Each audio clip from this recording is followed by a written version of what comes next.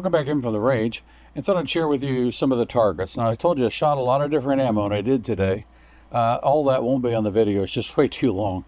But I'll show a few of them and then show our best one here as well. So I shot some really expensive ammo and some less expensive ammo as well. The most expensive is the R100. It's about 24 bucks a box or so. And yeah, I didn't get what I paid for it today anyway. I only got 100 on the RWS R100 ammo. I think it's good ammo, but I was fighting other things, I think, in this gun anyhow. But nonetheless, you know, you can see the sort of trend here. Just inconsistent to the left. Then I started shooting low for no reason, and I'm confident with the ammunition it wasn't velocity, although, to be honest, I didn't have my chronograph with me, so I can't say for sure.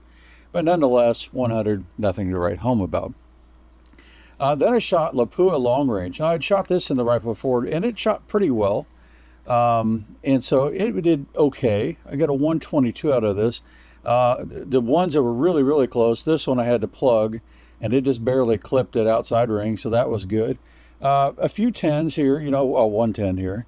But a lot of these just barely missed. And I plugged them to make sure I got them all right here when they were even close and questionable. But like that, a lot of people would say it's a 6. Well, it's clearly not when you plug it. It's a 5.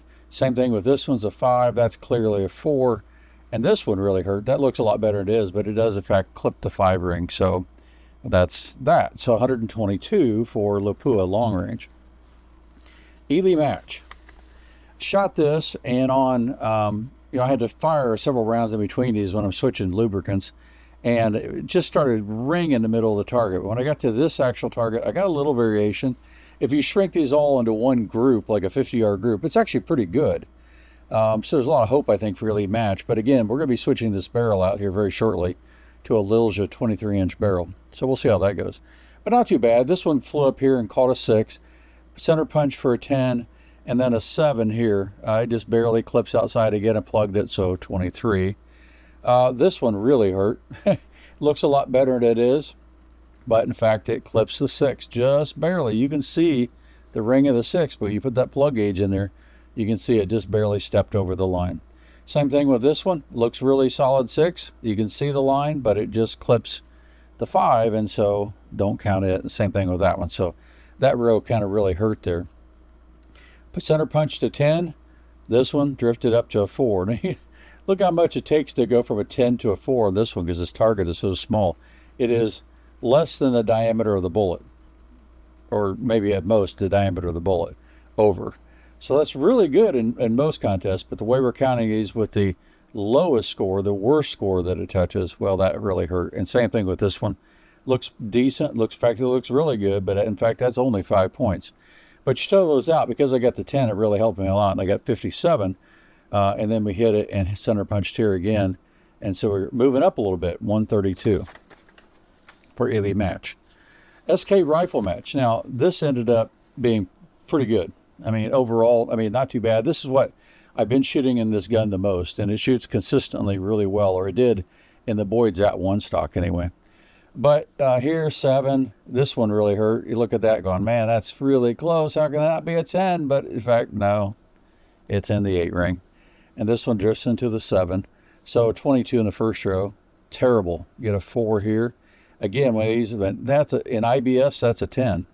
But in this one, it's a 7 because it's going to the lowest. And then another 7 here, so we end up at 36. This one hurt, 5. This one hurt a 4, and then we get a 10. So that made up for it a little bit.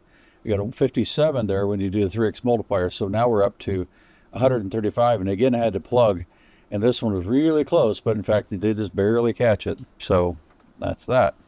And finally, SK long range. This was the best overall. This has been becoming one of my favorite ammunitions. It seems to shoot very consistently overall. In both this and in my custom Ruger 1022 with the Green Mountain barrel. It shoots very well in it too.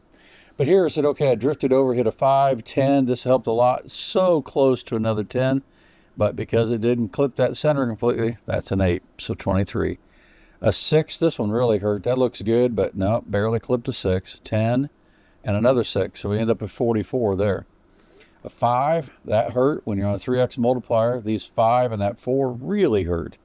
But I made up for it by punching a 10, and so that's a 57. And then 10 and 10 down here. So 144. So this is my best target with the CZ in its current configuration. So we'll turn this one in, and that'll up my best. It's not near the top. In fact, I'm probably at least 22 points away from the top here. But at least it's more respectable than what I had in there before. So anyway, shoot this target. Even if you don't make it in time for this contest, print it out and shoot it. It'll improve your skills. It'll really get you questioning your skills too. But it's a lot of fun. Thanks, Elijah. Really appreciate you doing these. Look forward to the next one. And if you like this video, like these kind of things, hit like, subscribe. I'm enjoying them. I'll be doing a few more of these. We're moving back into some centerfire work here as well now. But having a lot of fun with rimfire. So, well, if you like this, please, again, like and subscribe, and we'll catch you later.